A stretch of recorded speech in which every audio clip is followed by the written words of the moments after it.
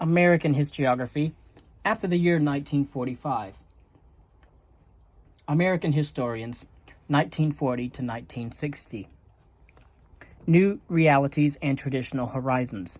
In the aftermath of the Second World War, the war guilt debate among historians turned out to be rather unlike the one after 1918. The guilty party was clearly Hitler and his regime, yet the shock emanating from recent events would prove to be too great for so simple an answer. Millions of people had been killed, wounded, or disabled, dislocated from their homes, murdered in genocides, or starved to death. As time went by, historical inquiries into the greatest human catastrophe known to date would then reach farther and deeper. But even the magnitude of the shocks experienced did not instantly transform the writing of history. Until the middle of the 1960s, the national versions of Western historiography were aimed primarily at the restoration of continuity after the Great Rupture. That meant a return to ways in which national history had linked the past and the present with the expectations for the future.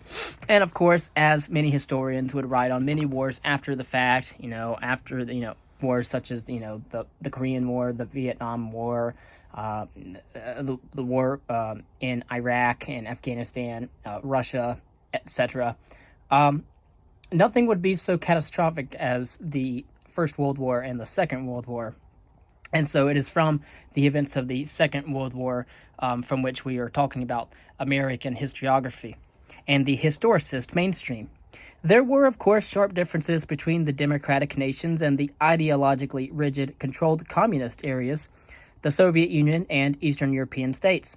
For 2 decades after the year 1945, mainstream historiography in the liberal and social democratic Western world seemed rather unchanged in its theoretical base, including approaches, methods, and many of its themes, strongly influenced by historicism, perceived here in the widest sense of the term.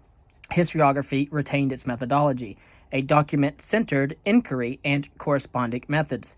The emphasis on objectivity and cautious interpretations and analyzations added the needed restraints on subjectivism. Such a historiography, with its emphasis on unique entities, supported the tendency of people to think about history in terms of their national context. And so we have national histories, or Volksgeschichte. That held true even in light of the increasing interconnection of the world by modern means of communications. Although influences, particularly innovative ones, would travel much faster and more easily, national context still screened, blocked, or transformed ideas offered in the transfers. And with the exception of America, the concept of progress as a pattern of overall development found a reluctant acceptance, also in line with historicist thought. Nevertheless, some adjustments became necessary since the enormity of what had happened could hardly be ignored. In Germany, for example, historicism's relativism yielded much ground to a new ethical awareness in historiography. In France, however, the reaffirmation of the traditional revolution-centered political history experienced the ideological pulls of the Cold War. American historiography writing witnessed the surprising demise of progressive history as ill-suited to the new society with world power status. Yet for about 2 decades after the year 1945, mainstream history in the liberal and social democratic Western world remained in its existing confines. From the late 1960s, a number of innovative perspectives in historiography challenged the status quo. Of them, social history and cultural history would be most prominent. These two broad currents, that of social history and cultural history, encompassed a wide array of historical theories and practices. The prominence of social history. The great variety of social histories and their subdisciplines were products of the wish to transform history into a scientific discipline in the mode of the social sciences. Auguste Comte's philosophy of positivism, Henry Buckle's science of history, Henry Burr's synthetic history, and the new history proponents had all tried to decipher life by analyzing social structures and forces. That goal inspired 2 differently accented social histories. Once used history as an instrument for the advocacy of social and political changes. The American New Left history and the German Historische Sozialwissenschaft would be too. albeit quite different, examples. A second type of social history emphasized its scientific ambitions, although its findings were put to pragmatic uses.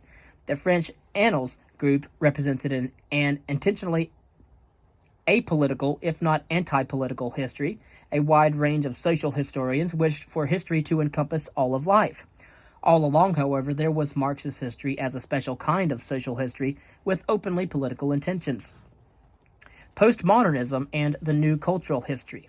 Beginning in the 1970s, talk of an end to modernity and fierce criticism of the progress view of history came to be major themes among some historians. Postmodernism began to challenge history. Its energy and enthusiasm derived from a profound disenchantment with what modernity had wrought in the 20th century, and a hope for a much better, if not perfect, human condition. Postmodernity would constitute no less than the end stage in the development of the human condition. Of course, the most important and pertinent consequence of postmodernist theories for historiography would be the increasing prominence of a new type of cultural history.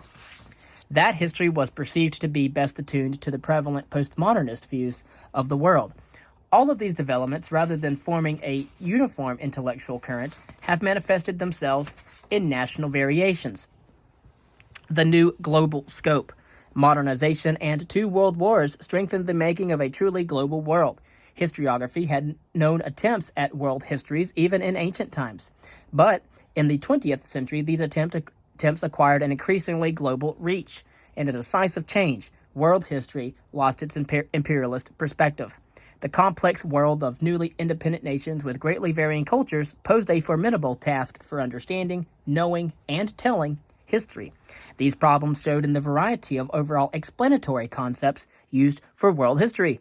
The progressive view with steadily upward development, including economic development theories, a sequence of cultural models, and anthropologically conceived histories. Historiographical repercussions of America's new status. The debate about America's entry into World War II.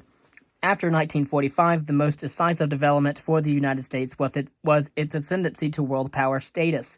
Not surprisingly, then, the debate about the war turned out to be a continuation of the long-standing debate on isolation versus intervention. While the attack on Pearl Harbor made the choice between war and peace for the United States of America, some historians focus attention on the possible policy choices and decisions in the pre-war years. Revisionist historians, including Charles A. Beard, previously mentioned, Harry E. Barnes, and Charles C. Tansill, suggested a conspiracy in favor of going to war by the decision to arm and support England. President Roosevelt was seen as a master of deceit who pursued a purposefully aggressive policy against Germany and Japan, and then sold out Eastern Europe to Stalin. The bitterness of the debate stemmed from the insight that the policy of isolation was losing its one-time dominant influence in an America becoming increasingly integrated into a global world. Coming to terms with world power status. At the end of World War II, America found itself propelled out of a still relatively strong isolation into intricate involvement with an increasingly global world. These special ties to Europe and its traditions weakened gradually as Asia assumed a greater importance for the United States. During the following decades, these trends would be reflected both in the teaching and research of history. The status of world power had come to the country after an internal social and economic settlement in what was called the New Deal, and an external effort in a momentous war. The latter, the war, had built a strong social solidarity and a vigorous economy. In addition to that, the country had been spared the destruction that forced European nations for 2 decades into a difficult rebuilding and reconstruction process. The victory in war and the new world power position could be interpreted as a vindication of the American progressive sense of history.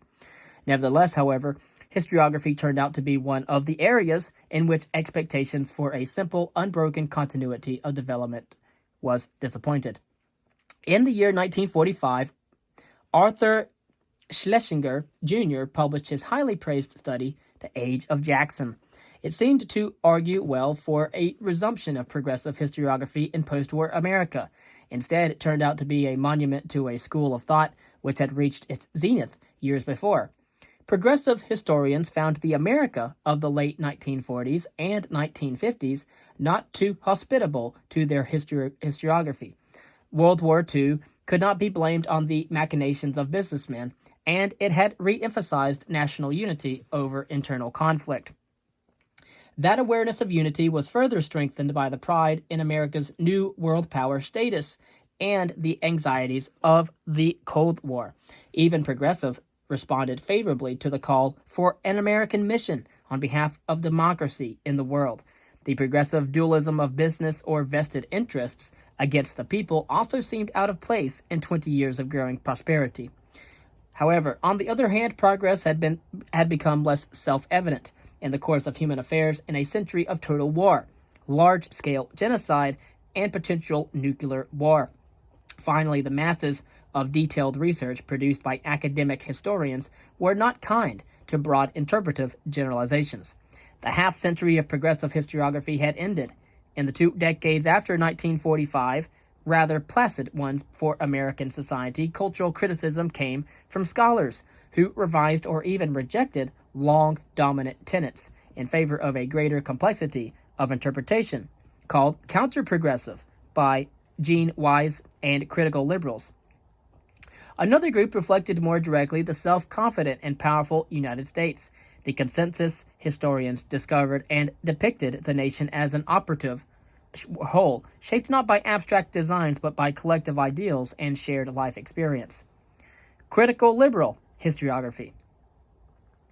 The reassessment of progressive historiography began in intellectual and cultural history, where progressive historians had always placed the accent on economic motives and on dualistic societal conflict. But in the post-war America, with its new awareness of the complexity of human existence, the simple Beardian dualism, that of Charles Beard, was out of place. So was the labeling of ideas as evil when they were seen as defenses of vested interests, and as good if they were in favor of the people. Once historians saw ideas in their total relationship to life, things were no longer that simple. In his second volume on New England's history, Perry Miller reaffirmed the mind, a term referring to all of conscious experience, as the core of human life. But he also discovered that when ideas were translated into guiding forces for the life of the people, there then existed a surprisingly uncertain relationship between the intent governing the application of an idea and the results that it produced. Miller's findings were broadly shared. The anomalies besetting the neat and simple progressive scheme went well beyond those Miller had demonstrated in the Puritan past. Intent and result gaped widely in more recent experience, with its discrepancies between the ideals of the Russian Revolution and Stalin's despotism, the hopes of progressive and modern totalitarian states, and the praise of the common people and their widespread ascent to evil. Critical liberal historians tried to master the new complexity of reality by interjecting a layer of myths, images, and symbols between actual reality and human experience. Human actions and discourses were dominated by that layer. Henry Nash Smith had worked with myths in his Virgin Land, published in 1950. Richard W.B. Lewis constructed a whole theory of American culture by stipulating as its central myth or image the American Adam, and then by viewing the culture as a dialogue on that myth. Of course, a culture seen in terms of myth and dialogue in religion did not move along the straight line of progress, but indeed followed an unpredictable zigzag course. The unexpected turns in history were for scholars of the myth, symbol, or image school signals of discrepancies between perception and reality, and meant that the myth or image used needed to be refined or replaced. Here, the progressive truth in mastering the world was translated into a search for proper myths or changes. These scholars pronounced the end of the American innocence that had inspired progressive history, above all the end of truth and an unerring development toward an ever-improving democracy through rational action. Differing with the image symbol myth school, the theologian turned historian Reinhold Niebuhr found the concept of irony to be the answer to the paradox that the best human intentions can bring about horrible consequences. The reason was not the insufficiency of the image, but the very evil in human beings that Jews and Christians had talked about for centuries.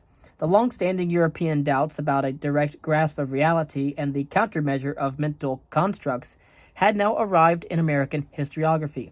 The task of critical liberal historians was not to lead people in a fight against all foes of full democracy, but in a necessary move from innocence to wisdom. The certainties of progressive history were gone. Bancroft's view of the infallible people and the progressives' conviction of the goodness of the common people had turned out to be equally unrealistic. The failure of those views doomed the progressive prediction that once the conspiracies of vested interests had been foiled and the institutions were in the hands of the people, a good world would arrive and persist. Power was not just evil in the hands of vested interests, it could be dangerous even in those of the people. While these new interpretive models of the past seemed to some scholars to fit better in an increasingly complex world, they offered no concrete plan of action for social reforms, no prophecy of a better future, and no sense of urgency that now was the time to act. The liberal society analyst is destined in two ways to be a less pleasing scholar than the progressive. He finds national weaknesses, and he can offer no absolute assurance on the basis of the past that they will be remedied. He tends to criticize and then shrug his shoulders, which is no way to become popular, especially in an age like our own. And in any other one, too, one would add. New left historians would soon storm against what they perceived as academic apathy and elitism. The so-called consensus historiography. The new American position in the world, the memories of national unity in the Second World War, the pressures of the Cold War, and the confidence of most Americans that they could now participate in a rapidly growing prosperity brought about by a change in the national mood favorable to the emergence of the so-called consensus view of American history. Underlying this view, the consensus view, was the conviction that beneath all the conflicts and the competing forces in American society, there has persisted a fundamental unity of experiences, ideals, and purposes. One could argue that even progressive historians, with all their talk about conflict, had asserted such a unity.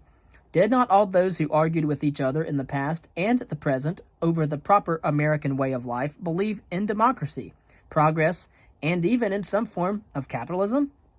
Reform, not complete change, had been the goal of the progressives. Hence, the so-called consensus school can be better understood as a shifting of emphasis. Tradition, seen as a common core of ideas and experiences, and supportive of the concept of the nation as a whole unit, now ranked as a shaping force above and ahead of the vision of an ideal democracy, which was prepared by necessary and continuous conflicts between competing interests and groups. Already in the 1920s, Ralph Gabriel had searched for the fundamental beliefs and ideas that had sustained American society from its very beginning. 20 years later, in the 1950s, he pointed out that the modern principles of dependence on reason, of individual freedom, of individual honesty and responsibility, and of mutual cooperation were the sober 20th century expressions for the philosophical concepts about democracy of the 18th century. The latter concepts, in turn, were rooted in the religious ideals of an ever earlier America, and actually, religion itself remained a major unifying force. Gabriel had no doubt that continuity and consensus marked American culture at the time. In 1944, even Charles and Mary Beard made a quasi-consensus contribution with The American Spirit, in which the dualism of business interests and the people faded in favor of something akin to a unifying American collective spirit. In the 1950s, Louis Hartz argued more concretely, if somewhat regretfully, that at the heart of American thought has been and seemingly will be the general acceptance of John Locke's views of the state and government as creations by the people in the interest of libertas and security. And of course, we see that in the United States Constitution. These views have not only been held in theory, but have effectively shaped all of American political life. Richard Hofstadter demonstrated the common ideological matrices of individualism and capitalism for American life and thought. Another group of historians, including Clinton Rossiter, Daniel Boorstin, and David Potter, did not attribute the national consensus so much to shared ideas as to the shared life experience of generations of Americans. It formed the unalterable bond holding together even those with most discordant interests and views. Boorstin stated the case for the unity through life experience most forcefully when he began his work titled The Americans with the subtitle Colonial Experience, published in 1958. He said, America began as a sobering experience. The colonies were a disproving group for utopias.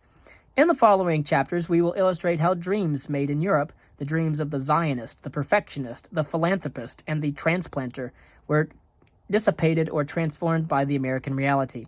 A new civilization was being born less out of plans and purposes than out of the unsettlement which the New World brought to the ways of the Old World. Clinton Rossiter pointed out that by 1776, American society was already shaped into so distinctive a unit that independence was not a call to, but a recognition of, nationhood. In his People of Plenty, published in 1954, David Potter analyzed the importance of material wealth and progress to America's identity. From the perspective of these historians, American development no longer resembled a constant improvement on the way to a glorious future, but a sequence of variations on constant themes. And so just a sequence of variations on a theme. In that general spirit, a body of important works was created. The American Revolution ceased to be a radical but aborted social revolution.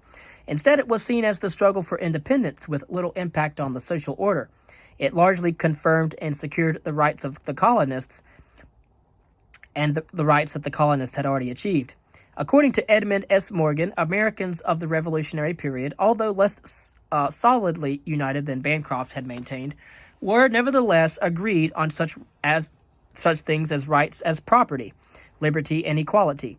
Lewis Hartz pointed out that a radical social revolution could not occur where there was no entrenched feudal ancient regime, and in Clinton Rossiter's view of the revolution was de facto finished before it started, since no real transformation was needed.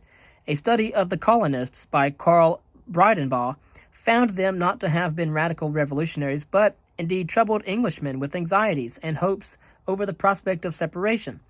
Robert E. Brown's detailed studies of popular political participation in colonial and revolutionary Massachusetts revealed no large group of disenfranchised people who would have needed a radical revolution. All of these authors at least implied that the colonists were united and had reached, prior to the year 1776, some sort of American consensus on their way of life and thought. The denial of a radical revolution also rendered invalid the Beardian concept of the Constitution as a counter-revolution by men of property. And again, of course, the Americans of the Revolutionary period agreed on rights such as property, liberty, and equality. On that point, recent studies also have tended to discredit the Beardian dualism with its implied dominance of economic motives. Quantitative studies, for example, have dissolved Beard's two opposing blocks into many and varied interest groups. Bernard Bailyn's study of the role of ideas in the Revolution upheld the event as a radical one, but rejected the view of ideas as mere functions of economic and social forces. The relatively simple Beardian paradigm of the American Revolution had become untenable, and freed from it, studies in colonial and revolutionary history showed a new vigor. Similar reassessments occurred in other periods of the American past as well. The new sense of national purpose and the appreciation of the unique genius of the American nation once more enhanced the awareness of how different America was from Europe. Turner and the progressive historians had stressed that difference.